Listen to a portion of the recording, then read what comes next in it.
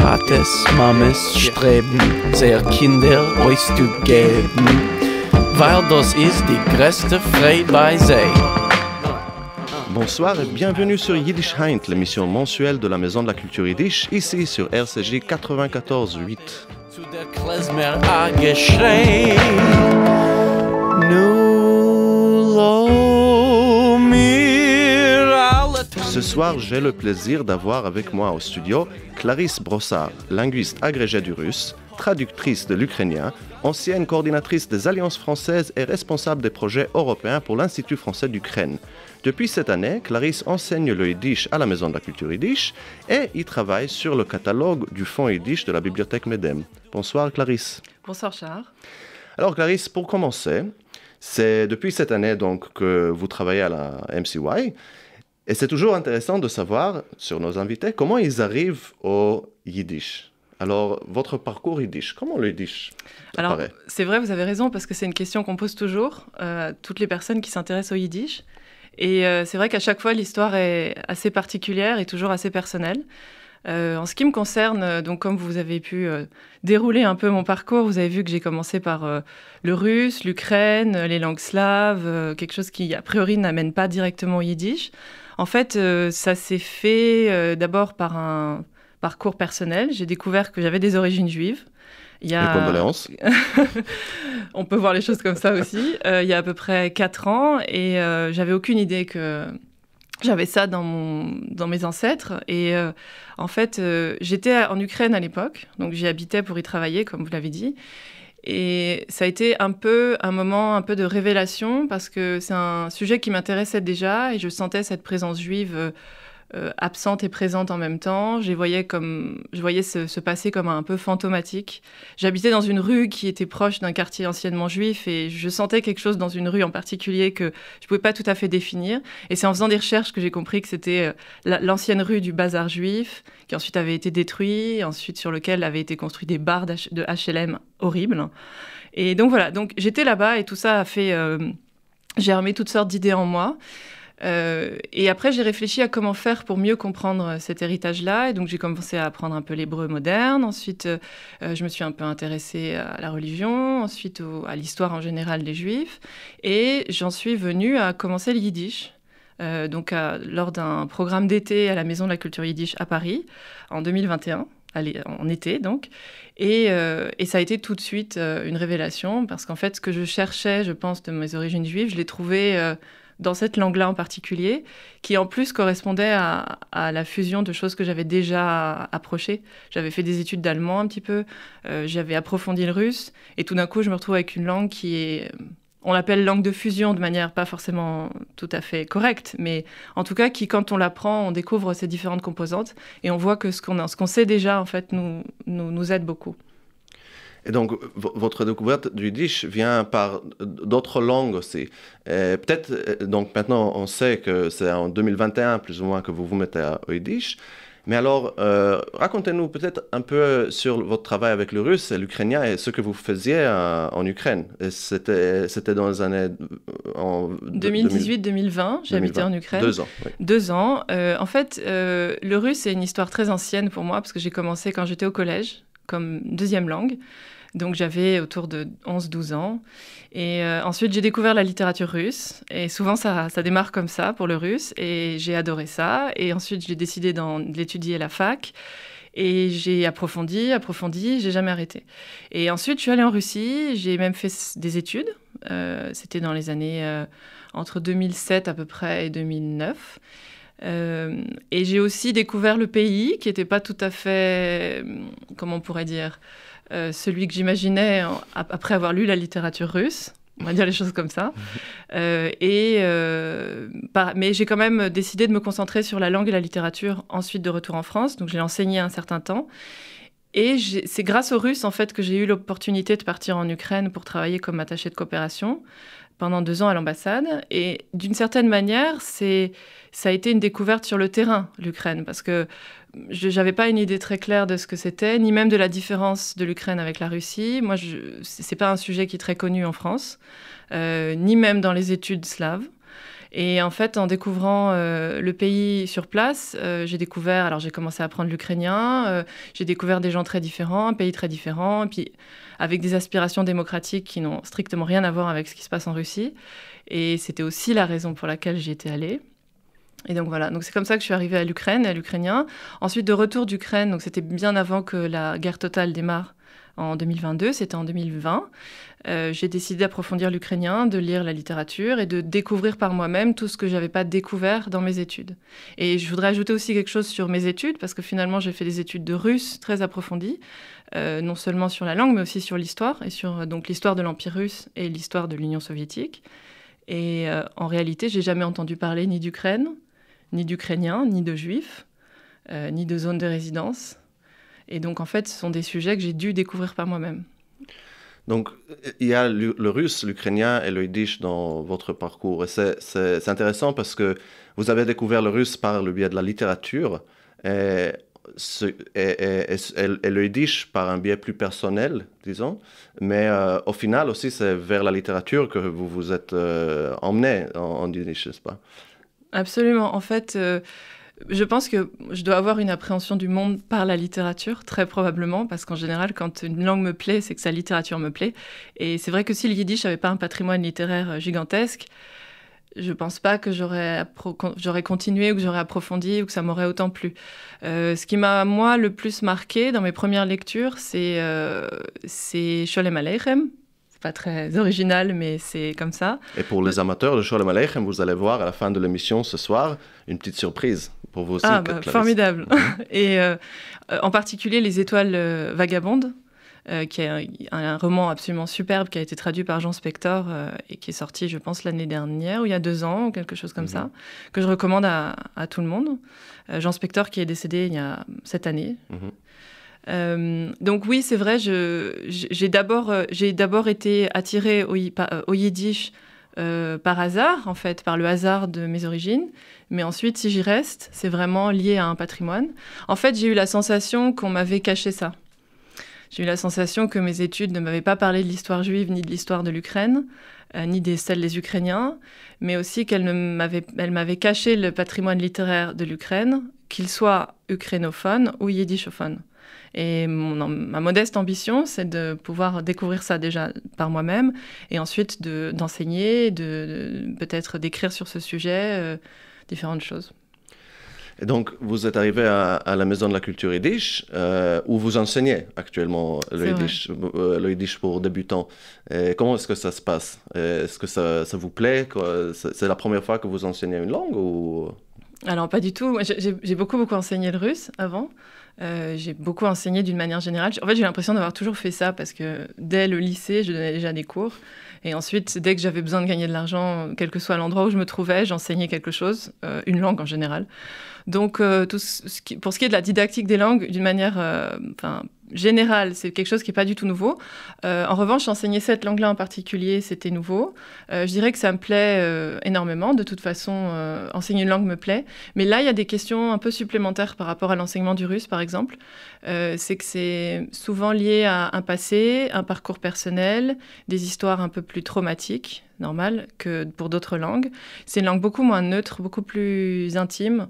Et donc, c'est une langue où, quand on l'enseigne, on ne peut pas l'enseigner non plus de manière complètement neutre. Et on est obligé de rentrer un peu dans les histoires personnelles des uns et des autres pour dénouer aussi des blocages. Souvent, le yiddish, c'est une thérapie pour beaucoup.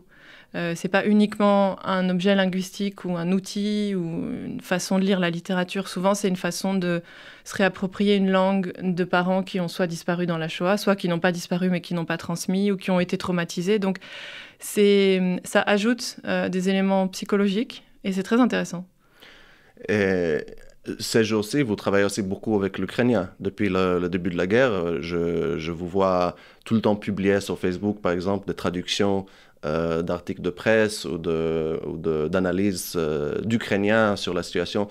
Et j'imagine que, peut-être que, mais l'ukrainien tel que vous le racontez, c'est aussi une langue qui est liée à l'intime de cette manière-là, surtout si on le pense dans le contexte du russe qui a dominé, disons, la culture ukrainienne. Donc maintenant, vous êtes entre les deux, vous êtes en train de chevaucher le yiddish et l'ukrainien. Et est-ce que vous enseignez... Enfin, où est l'ukrainien dans votre rapport au yiddish dans ce sens-là? Je pense que c'est une excellente question et ça me permet aussi de voir les choses sous cet angle-là. Et je ne suis pas sûre de l'avoir déjà vu comme ça, puisque je fais un peu ces choses-là de manière déconnectée, quelque part. C'est vrai que j'ai commencé dès le début de la guerre totale de la Russie contre l'Ukraine, j'ai cherché tous les moyens possibles pour m'engager le plus possible et donner tout mon temps à la cause d'une manière générale. Si j'avais été militaire, je serais partie sur le front. J'ai aucune compétence militaire, donc je me suis dit, tant mieux, peut-être. En tout cas, comme j'en suis totalement dénuée, j'ai décidé d'utiliser ce que je savais faire. Je sais manier les mots et le langage, et je sais qu'en France, l'information n'est pas forcément très bien relayée. En tout cas, elle n'était pas forcément très bien au début du conflit. Et donc, j'ai décidé de m'engager bénévolement pour un média qui s'appelle Desk Russie et qui est un des meilleurs médias d'analyse sur la situation en France, qui a 2 ans d'âge, donc qui précède le conflit total, puisque la guerre a commencé en 2014, que ce soit bien clair. Et donc, j'ai proposé mes services bénévoles de traductrice. Et j'ai commencé par traduire du russe parce que c'est ma spécialité et je ne me sentais pas forcément à l'aise avec l'ukrainien, au sens où je ne la maîtrisais pas encore assez bien, je ne me sentais pas légitime, etc. Et en fait, les besoins ont fait que pour pouvoir introduire une parole ukrainienne dans ce journal, il fallait des gens qui puissent traduire. Donc, je me suis lancée, j'ai accepté des articles. Et par ce biais-là, j'ai progressé. J'ai aussi pris des cours à l'INALCO. Et en fait, quand vous disiez que l'ukrainien est aussi un sujet intime et sensible, c'est parce que beaucoup de gens considèrent que les russophones d'Ukraine sont des Russes en Ukraine. C'est une vision un peu, disons, extérieure et très réductrice. En réalité, les gens que je connais, que disons, la statistique considérerait comme russophones, sont des gens dont les grands-parents étaient ukrainophones, étaient ukrainiens ethniques, parlant ukrainien, et dont les parents ont été russisés de force dans la deuxième moitié du XXe siècle. Et donc, ils ont grandi dans des familles dont les parents parlaient russe, mais dont les grands-parents parlaient ukrainien. Et donc, ces jeunes gens dont on dit qu'ils choisissent l'ukrainien ou qu'ils rejettent le russe sont des gens qui reviennent en fait aux sources. Et en ça ressemble pas mal au parcours de jeunes gens d'origine juive yiddish qui réapprennent la langue de leurs grands-parents, qui a été non transmise par leurs parents. Ou même des gens qui ne sont pas forcément juifs, mais qui apprennent le yiddish. C'est-à-dire, j'imagine qu'actuellement en Ukraine, j'ai aucune idée. Enfin, j'ai été en Ukraine une seule fois, et c'était juste avant le début de la guerre, en juin 2021. Mais j'ai vu aussi que l'ukrainien, c'est comme le yiddish en Europe de l'Est, dans un sens où c'est toute une culture, toute une civilisation qui avait été refoulée pendant l'époque soviétique. Donc, j'imagine qu'il y a aussi de ça, pas forcément des gens qui viennent de familles ukrainophones d'il y a 100 ans, mais qu'il y a aussi un mouvement culturel à réapproprier cette histoire, n'est-ce pas? Absolument. En fait, la période soviétique, elle est assez paradoxale. Et c'est là où elle induit aussi en erreur beaucoup de gens. C'est que les années 20, disons, ont été une période où les langues minoritaires, le yiddish, l'ukrainien, pour ne citer qu'elles, ont été favorisées par le gouvernement soviétique et donc ont reçu des financements, ont été traduites, etc. En revanche, évidemment, le contenu n'était pas libre, mais les langues ont été favorisées formellement. C'est-à-dire que la forme était nationale, selon la formule stalinienne, mais le contenu était socialiste. Après, à partir des années 30, on a un retour sur ce mouvement et là, la russification est totale, démarre et ensuite elle sera de plus en plus forte à partir après-guerre, etc. Donc, c'est vrai que le yiddish et l'ukrainien se sont retrouvés dans une situation similaire à quelques années d'intervalle. C'est-à-dire que l'ukrainien a été maltraité, pour dire les choses comme ça, plus tôt que le yiddish. Le yiddish a été un peu plus épargné jusqu'au milieu des années 30.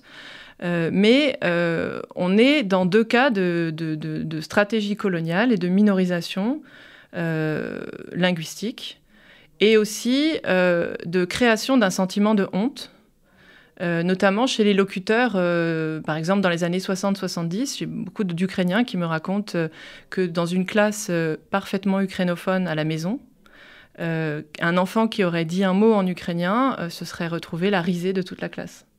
Donc c'est dire aussi ce qui se passe dans un contexte de colonisation où la honte rentre dans chaque individu. Et quand vous dites que les petits-enfants, enfin du coup les enfants de ces gens-là se réapproprient leur patrimoine, c'est aussi casser la honte aussi. C'est vraiment incroyable parce qu'il y a cette histoire donc, avec l'Ukrainien pendant l'époque soviétique. Le yiddish, on connaît aussi la même histoire du yiddish comme jargon considéré au 19e siècle comme une langue sans grammaire, enfin un dialecte sans, etc. Aussi en France, il y a eu, surtout sous la Troisième République, la répression des patois.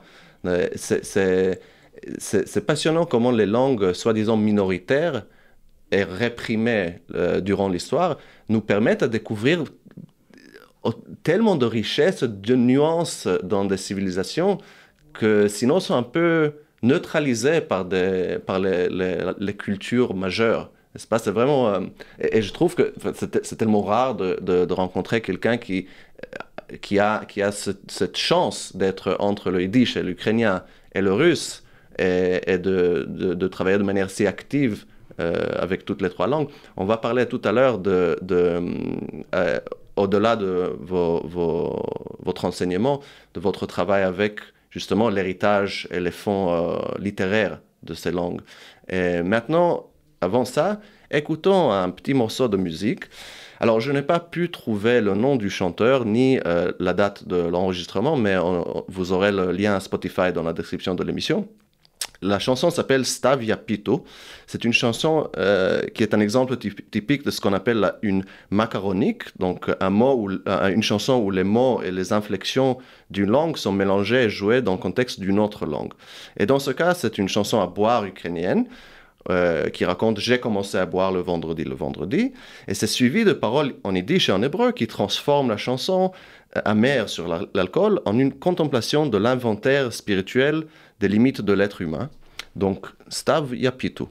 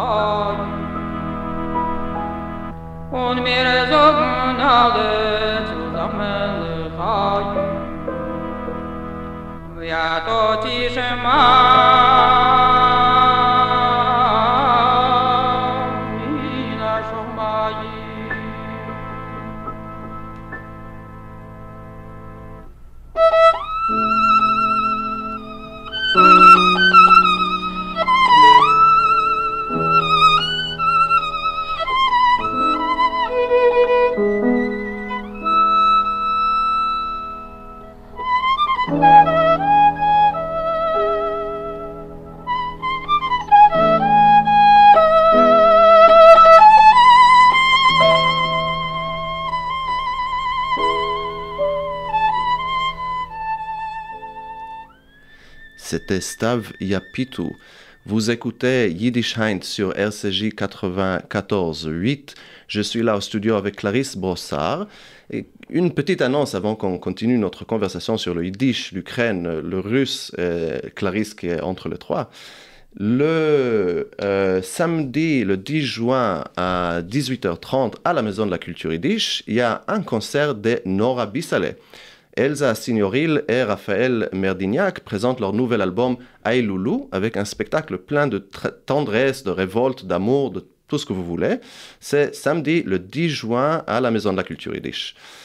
Rebonsoir Clarisse Brossard. Rebonsoir Char. On était en train de discuter donc de votre travail à la Maison de la Culture Yiddish comme enseignante, mais vous avez un autre volet à votre activité. Racontez-nous un peu là-dessus.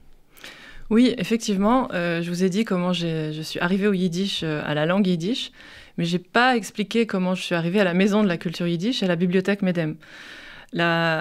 C'est une des choses que les gens qui connaissent ce lieu comprendront tout de suite, à savoir que c'est un lieu assez fascinant à plusieurs titres. C'est-à-dire quand on y met les pieds pour la première fois, on est d'abord très impressionné parce que les gens parlent yiddish à l'intérieur de la Maison de la Culture Yiddish. Je crois que c'est un lieu unique au monde pour ça. Enfin, un des rares lieux dans le monde où la langue de travail est le yiddish, où les employés parlent yiddish, les enseignants parlent yiddish entre eux. Enfin, c'est vraiment la langue de contact. Et ensuite, si on descend dans les fonds de la bibliothèque Medem, on découvre un trésor absolument incroyable, à savoir, disons, une collection de livres. Alors, ils ne sont pas tous en yiddish, mais sur les 40 000 documents qui sont conservés à la Maison de la Culture Yiddish, à la bibliothèque Medem, à la Maison de la Culture Yiddish, bibliothèque Medem, on a bien une moitié peut-être, ou peut-être un tout petit peu moins de la moitié, qui sont des livres spécifiquement en yiddish. Ça en fait un des lieux majeurs de conservation du patrimoine yiddish en Europe. Ça en fait la première bibliothèque en Europe occidentale. Et ça m'a tout de suite fascinée parce que déjà, bon, j'ai un amour du livre, de l'objet livre depuis très longtemps. Et découvrir, encore une fois, je parle de ce patrimoine caché, c'est-à-dire quelque chose qu'on m'avait caché. Je ne savais pas comment tous ces livres à Paris, à quelques rues de chez moi, pouvaient être là sans que je sache. Et donc, j'ai commencé à être bénévole à la bibliothèque. Donc j'ai vu qu'il y avait des livres anciens, des livres qui venaient d'Ukraine, des livres qui venaient de Pologne, des livres qui venaient de Russie, enfin toutes sortes de choses très précieuses et très belles, des livres qui sont illustrés par des artistes de l'avant-garde, enfin moi des choses que j'ignorais. Et ça m'a fascinée. Donc, assez rapidement, dans la mesure où il y a beaucoup de travail encore à effectuer dans ce fonds, et dans la mesure où on manque de bras et on manque de ressources, je me suis dit, j'ai proposé à l'équipe d'essayer de lever des fonds pour pouvoir faire progresser l'inventaire et le catalogage de ce fonds. Et juste pour vous interrompre, pourquoi l'inventaire et le catalogage ? Qu'est-ce que ça veut dire ? Qu'est-ce que ça veut dire ? Pour ceux qui ne connaissent pas le travail Oui, alors effectivement, quand vous allez dans une bibliothèque publique ou privée qui est gérée bien, vous allez sur un catalogue en ligne et vous cherchez un document et vous trouvez sa cote et ensuite vous allez sur quelqu'un vous l'apporte ou vous allez sur une étagère, vous trouvez le livre, vous l'empruntez, vous le consultez. Mais ça veut dire que derrière, quelqu'un a pris ce livre, a regardé comment il était, en a fait une fiche, l'a contrôlé dans les rayons, lui a collé une étiquette, lui a donné une cote, en a fait un doublon, etc., etc. C'est-à-dire qu'il y a des tonnes de petites étapes microscopiques du travail dans la bibliothèque qui font que tout d'un coup, l'ouvrage est disponible pour les chercheurs, les étudiants. Or, il se trouve qu'à la Maison de la Culture Yiddish, faute de temps et faute de personnel, on a accumulé beaucoup de dons qui ont été reçus dans ces dernières années et qui n'ont pas encore été traités parce que justement, chaque don demande beaucoup de travail derrière la façade, disons, de la salle de lecture où les gens sont reçus. Et donc, en fait, l'enjeu, il est à la fois petit au sens où les tâches sont petites au quotidien. C'est vraiment des petites choses qu'on fait, mais il est majeur parce qu'en fait, l'enjeu, c'est l'accès pour les chercheurs, les étudiants et les lecteurs au patrimoine juif par le biais du catalogue. Donc, inventorier, ça veut dire faire la liste de ce qu'on a, et cataloguer, ça veut dire faire rentrer ce qu'on a dans le catalogue. Et il faut le préciser aussi que l'accès à la bibliothèque Medem est ouvert à tous les publics. Donc, on n'est pas obligé d'être chercheur ou quoi que ce soit, n'est-ce pas? Absolument. Pour accéder aux livres. Et ça, c'est unique aussi, parce qu'il y a d'autres fonds très riches, comme par exemple au Musée d'art et d'histoire du judaïsme. Ils ont une très belle collection aussi de livres en yiddish, qui sont plutôt destinés à des chercheurs, dans une bibliothèque qui est vraiment destinée à la recherche et en histoire de l'art et en littérature. Et donc, vous avez commencé comme bénévole, mais ensuite, vous avez commencé à nous raconter une levée de fonds avant que je vous interrompe. Alors, qu'est-ce que c'était et qu'est-ce que ça a donné? Eh ben, on a construit un dossier avec l'équipe et on a obtenu un financement de la Fondation Rothschild de Londres, à Nadiv, pour justement inventorier et cataloguer les ouvrages qui n'ont pas encore été dans un délai. Alors, on avait prévu 1 an, mais en fait, ça va plutôt être 2 ans. Oui, c'est un travail. Il y a 40 000 œuvres dans la bibliothèque. Vous travaillez sur un échantillon de combien, plus ou moins? On travaille sur un échantillon de plusieurs milliers. Oui. Alors, le problème, c'est que ces dons sont dans des cartons. Mm-hmm. Donc, évidemment, c'est forcément des estimations. Parce qu'avant d'avoir ouvert le carton, on ne sait pas ce qu'il y a dans le carton, par définition.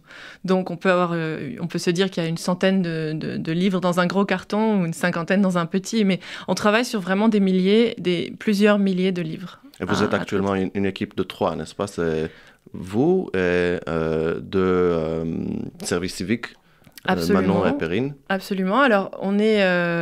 en fait, comment dire? Il y a plus de personnes qui donnent quelques heures à la bibliothèque que ça. On a aussi d'autres personnes qui consacrent une demi-journée par semaine, etc. Mais qui ont vraiment pour mission de s'occuper de ce catalogage et de cet inventaire. On est bien 3. Donc, vous cataloguez le fonds de la bibliothèque MEDEM, mais vous travaillez sur d'autres fonds bibliothécaires, n'est-ce pas, Clarisse? Oui, alors... Un peu partout dans le monde. Alors, pas encore partout dans le monde, mais alors c'est vrai que j'ai cité le Musée d'art et d'histoire du judaïsme à Paris. J'ai parlé de leur fonds de livres en yiddish, et c'est vrai que je fais des recherches dans ce fonds, qui s'appelle le fonds Kazowski, qui comprend un peu plus de 600 pièces, des choses magnifiques. Donc, et beaucoup de choses restent à explorer, donc j'appelle tous les chercheurs ou toutes les personnes intéressées par ce sujet à éventuellement prendre contact avec le MAJ pour découvrir cette collection. Mais j'ai aussi pour projet quelque chose qui a un lien avec l'Ukraine, comme par hasard, et qui, pour le coup, est vraiment, vraiment inconnu du public yiddishiste, yiddishophone, juif en Europe occidentale, à savoir que la Bibliothèque nationale d'Ukraine, qui s'appelle la bibliothèque Vernadsky, comprend le plus grand fonds judaïka d'Europe. Ça représente un peu moins de 150 000 pièces au total, dont 80 000 livres yiddish, ou livres judaïka au sens large, donc on a aussi des publications en hébreu, etc. à la même époque. Tout ne vient pas d'Ukraine, mais une grande partie de la collection quand même est ukrainienne. C'est un fonds qui n'a pas été beaucoup exploré par les chercheurs. Et mon projet pour la suite, ce serait d'aller y faire un séjour. Alors, si les conditions de sécurité sont réunies, j'aimerais partir cet été pour déjà découvrir moi-même ce fonds et voir comment créer des synergies entre ce fonds judaïka et les bibliothèques qui existent en Europe ou peut-être même plus largement dans le monde. Et ce fonds-là, est-ce que vous pouvez nous raconter un peu plus là-dessus? Parce que moi, je n'étais pas au courant de l'existence de ce trésor. C'est à Kiev, n'est-ce pas? C'est à Kiev. Moi, je n'y suis pas encore allée physiquement. Je n'ai pas vu les emplacements. Je sais qu'il y a plusieurs filiales qui comprennent plusieurs parties de la collection. C'est un fonds qui se retrouve en Ukraine maintenant parce qu'il a été constitué en Ukraine, je crois, dans les années 20. Ah, wow. À l'origine, il y a eu aussi pour projet d'en faire la plus grosse bibliothèque de livres jeunesse yiddish en URSS. Je parle évidemment de cet espace-là. Et Kiev a été choisi. Alors, c'est pas absurde parce que l'Ukraine, c'est la zone de résidence, une grande partie de la zone de résidence. C'est le cœur du monde juif de l'époque. Et donc, les livres ont été rassemblés à cet endroit-là. Et ensuite, par inertie, ils sont restés là. Sachant aussi que dans les années 20, la culture yiddish était encouragée officiellement par les autorités, de même que la culture ukrainienne, ce dont je parlais plus tôt, dans le cadre de la politique dite d'indigénisation. Un peu dur à dire, mais donc s'approcher du caractère indigène du lieu. Et ensuite, alors j'ai plus la date en tête, mais cette bibliothèque a été fermée dans le cadre de la fameuse politique de russification. Et donc ces livres ont pourtant été conservés en Ukraine sans pour autant être accessibles. Et à l'indépendance, ce fonds était intact. Donc l'Ukraine a hérité d'un fonds Judaïka extraordinaire, et notamment avec une spécialité sur le livre jeunesse, en yiddish. Donc c'est un fonds qui se constitue dans les années 20. Ensuite, le projet est arrêté par un changement de politique soviétique. Ensuite, il y a la Shoah, qui détruit toutes ces civilisations qui auraient contribué au livre. Ensuite, le livre reste plus ou moins dormant pour encore 70 ans. Et maintenant, ça réémerge et devient public à nouveau. C'est incroyable comme projet. Ouais, c'est assez fou. Alors, il faut dire, quand on dit dormant, quand on parle des institutions soviétiques, il faut dire que c'est... Disons qu'il faut préciser le mot dormant, parce que dormant pour le public. En réalité, disons, le système d'archives soviétique était assez bon. Et il y avait toute une armée de fonctionnaires qui étaient payés pour entretenir les fonds. Et même, si on prend les fonds des services spéciaux ou les fonds de toutes sortes de fonds qui comportent des documents extrêmement importants, l'Union soviétique ne détruisait pas ce genre de documents. Donc, ça ne m'étonne pas, moi, personnellement, que ces livres aient été préservés dans un bon état, qu'il y ait eu des gens pour les protéger, les garder, etc. Pas dans une visée patrimoniale, évidemment. Mais le résultat, c'est qu'effectivement, avec l'indépendance, on voit réémerger ce fonds. Il faut aussi dire qu'il y a eu des gens absolument extraordinaires qui ont travaillé dans ce fonds. Notamment une femme qui s'appelle Irina Sergeeva et qui elle-même est décédée il n'y a pas très longtemps et qui a notamment travaillé sur la partie du fonds qui concerne Ansky. Parce que ce qu'il faut dire aussi, c'est que tous les documents des expéditions ethnographiques de Ansky sont à Kiev, sont dans ce fonds. Ça correspond à peu près à 3000, je crois, documents. Peut-être je me trompe, peut-être 4000. Mais ça aussi, c'est un trésor extraordinaire. Tous les phonocylindres sont là-bas. Et tout ça a été préservé par des bibliothécaires, par des gens, dévoués, qui ne sont pas forcément juifs, qui ont juste compris l'importance de ce patrimoine et qui en ont fait des monographies, comme c'est le cas de la femme que je viens de citer, et qui ont préparé le terrain pour que d'autres personnes puissent ensuite venir faire des recherches. Oui, c'est comme on a dit tout à l'heure, et comme souvent dans cette émission, on arrive à cette conclusion que le yiddish dépasse largement les juifs ou le judaïsme, et que ça devient une culture qui, objectivement, est intéressante. Mais grâce à vous, Clarisse, je commence à voir l'ukrainien du même biais. C'est-à-dire une culture à découvrir, à redécouvrir, grâce à son intérêt objectif et à son existence riche. Alors, Clarisse, vous travaillez dans l'enseignement, vous travaillez avec les archives. Quels sont vos projets à l'avenir? Quel est votre souhait professionnel, disons, ou professionnel personnel dans ce crossroads, comment on dirait, croisée des chemins. Croisée des chemins où vous trouvez cette place assez unique. C'est toujours un peu difficile de partager ses rêves les plus fous, mais il y a deux choses, moi, qui me plairaient beaucoup, très modestement, et avec... en se projetant dans les 10 ou 15 prochaines années. Allons-y. Allons-y. Déjà, très modestement, j'aimerais bien contribuer à l'histoire de l'Ukraine en restituant l'histoire juive de l'Ukraine. Ça, c'est un travail pour 10 chercheurs pendant 50 ans. Mais à mon échelle, sur une petite période, j'aimerais bien contribuer à ça. Il n'y a pas vraiment de monographie sur ce sujet. Il n'y a pas vraiment non plus d'études qui seraient dédiées aux Juifs d'Ukraine, c'est-à-dire qu'ils ont toujours été perçus comme les Juifs de l'Empire russe. Ensuite, pour une partie de l'Ukraine, c'est les Juifs de l'Empire austro-hongrois. Donc, essayer de comprendre ce que c'est que cette matière particulière et ce qui s'est réellement passé en Ukraine pour les Juifs. Et la deuxième chose, c'est plus linguistique. Il y a un projet que j'aimerais mener, pareil, ce serait dans les 10 prochaines années.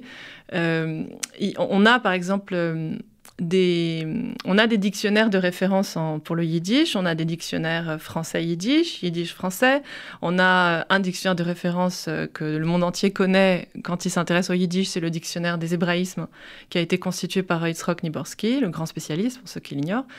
Et en fait, il manque un dictionnaire des slavismes et de la composante slave du yiddish. À ma connaissance, ça n'existe pas.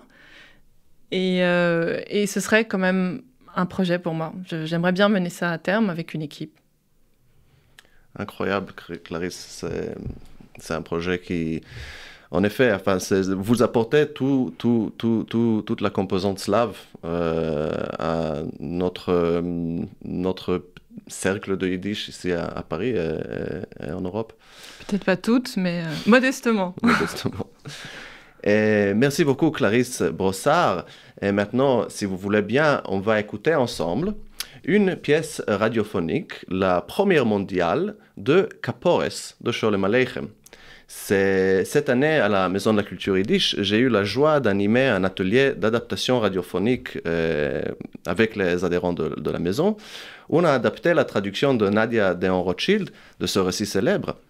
Je remercie toutes et tous les participants de l'atelier, à savoir Magali Bertrand, Liliane Bauer-Gomez, Pauline Higgins, David Matisse, Tamara Mitzner, Betty Reicher, Annie Zalter et Sylvie Tissier pour leur travail joyeux et pour leur voix que vous allez entendre tout de suite.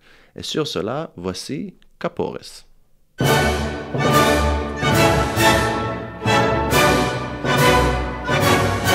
Kapores, une pièce radiophonique adaptée de la nouvelle de Sholem Aleichem.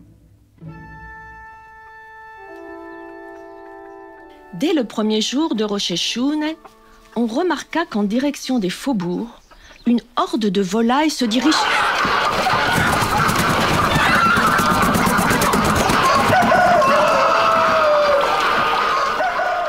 Personne ne savait où couraient ces stupides volatiles, et surtout pas ces honnêtes gens. Les voilà qui rentrent en ville après la prière de Tachler. Oh, mais regardez, les cages, elles sont toutes vides. 10 kopecks pour une poule blanche, même une tachetée. Mais où sont les poules? Comment on va faire pour Kapores? 15, même pour un coq. Toi, je te vois bien tourner un canard au-dessus de ta tête. Par ici, 20 kopecks pour mes belles oies bien grasses. Et toi, tu vendrais ton âme pour une poule blanche à sacrifier. Venez palper mes dindes dodues. 22 kopecks la pièce. 25 kopecks pour mes colombes, elles sont blanches. Dis pas de sottises, c'est des poules qu'il nous faut. Les femmes remuent ciel et terre, mais point de poule. Où sont donc passées ces volailles? Veuillez vous donner la peine de continuer à écouter, vous en entendrez de belles.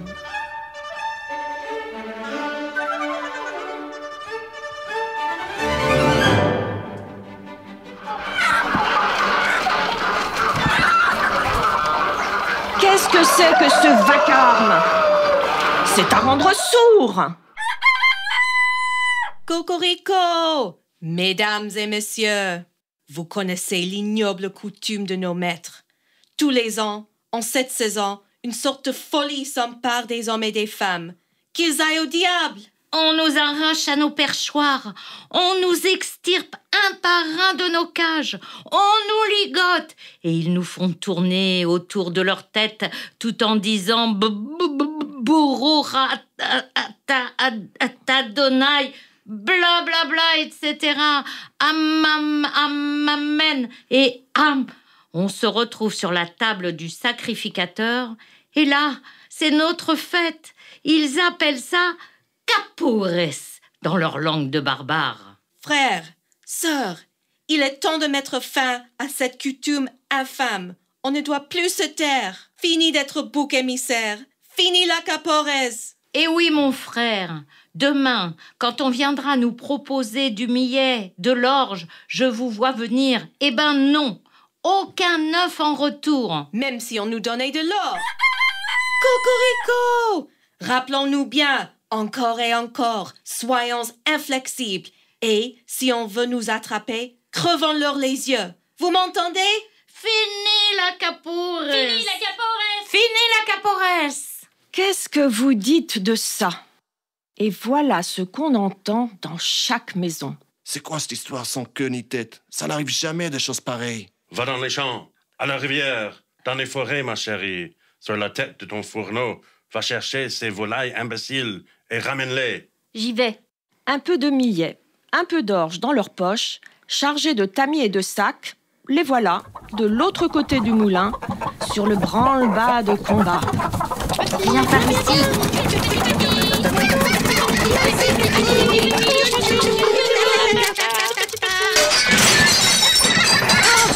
Elle a voulu me crever les yeux. Psh, va-t'en. Ah, les sales bêtes. Quelle bande d'idiotes. Vous êtes pire que les volailles, ma foi. Vous n'étiez même pas là. Les poules sont folles. Regardez mes blessures. Elle a voulu me dévorer. Qui a déjà entendu dire qu'un volatile puisse être plus fort qu'un être humain? Allez voir, vous, si vous êtes si fort, au lieu de faire les malins. Faites un peu preuve de votre bravoure. Allez-y, faire la guerre aux poules. Bon, allons voir ce qui se passe par là-bas. Prenons nos cannes, camarades. Les voilà partis. Et d'ailleurs, les hommes sont les hommes, et pas des bonnes femmes. Passons par derrière. Avec nos cannes, on va les ramener au poulailler. Attention, les voilà. Chut. À la maison. À la maison!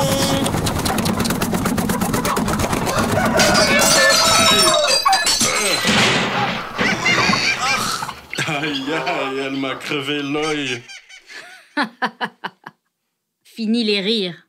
Vous avez vu? C'est ça, des hommes, des champions, des mâles. Et vous parlez d'un sexe fort? Désemparés et vexés, les hommes se réunissent chez le rabbin. Qu'est-ce que c'est? Qu'est-ce qui se passe? Non, mais t'as vu ça?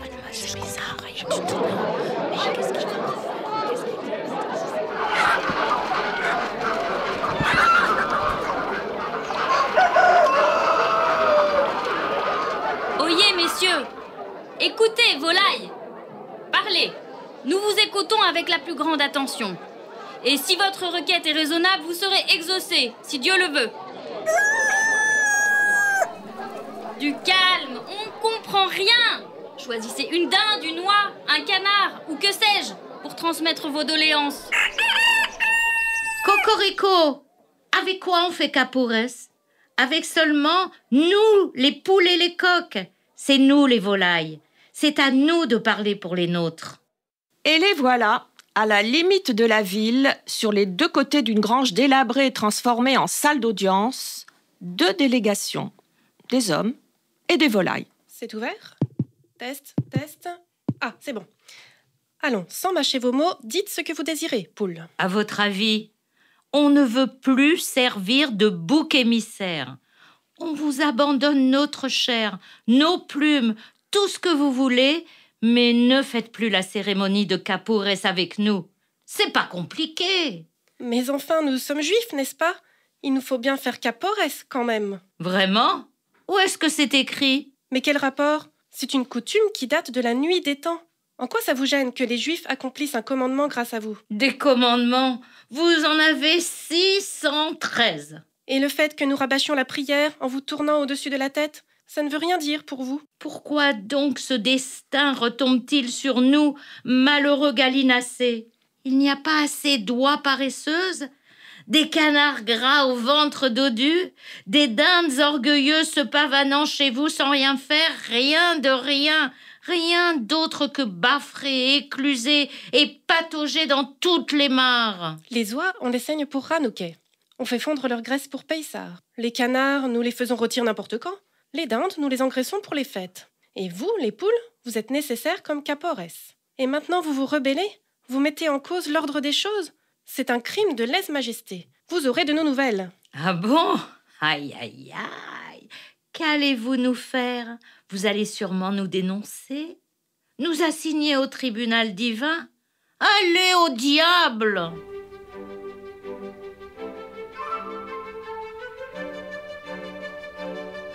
Toutes les bonnes choses ont une fin. Mais cette chose n'étant pas si bonne, on n'y est pas encore.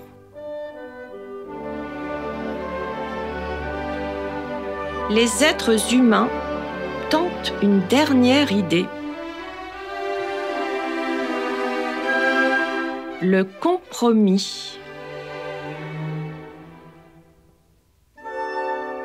Chat, le rabbin va parler. Oyez, messieurs, prêtez attention, volailles, à ce que nous allons vous dire. Nous, bourgeois, juges, sacrificateurs et moi, le rabbin, nous ne devrions pas avoir à parlementer avec vous. Croyez-nous, nous pourrions vous prendre de force. Mais comme le temps presse, c'est bientôt Yom Kipper, on ne peut pas se trouver sans caporesse. Nous sommes prêts à vous faire des concessions. Des concessions? Voyons voir. Voici ce que nous proposons. Concession numéro 1. Un jour avant la cérémonie de Capores, on vous donnera à boire et à manger comme si de rien n'était. Ah, pas mal celle-là. Concession numéro 2. Pendant qu'on fera la cérémonie et qu'on dira la prière, on ne vous fera pas tourner au-dessus de la tête et on ne débitera pas le « ceci est mon expiation, ceci est mon substitut, ceci est mon échange », mais on le récitera posément. « Ceci est mon expiation, ceci est mon… » Abrège! On n'est pas là pour écouter tes prières. Concession numéro 3. Après la cérémonie, on ne vous jettera plus sous la table. On vous posera délicatement et on vous apportera sans hâte au sacrificateur. Quelle tendresse! Concession numéro 4. On ne vous attachera pas par paire, mais une par une. C'est quoi ça? Diviser pour mieux régner? Concession numéro 5. On vous plumera après l'égorgement et non avant. Quoi? Et concession numéro 6. Tandis que le sacrificateur vous tient entre ses jambes et vous relève la tête. Qu'est-ce que vous dites de toutes ces concessions? Assez de concessions. À mort les bourgeois et leurs concessions. Plus de concessions. On n'en veut pas. En arrière, vite. À la maison, sauf qui peut. Chacun pour soi. C'est ainsi que se termina l'incroyable grève des volailles. Depuis ce temps, on les égorge, certes, comme avant, ça oui. On les plume, on les découpe, on les fait cuire, on les brûle, on les fait frire et on les apporte à table avec toutes sortes de sauces et de garnitures raffinées. Tout à fait comme auparavant. Mais on ne pratique plus la cérémonie de Capores. On ne dit plus sur elle la prière « Fils du premier homme ». Fini la Capores.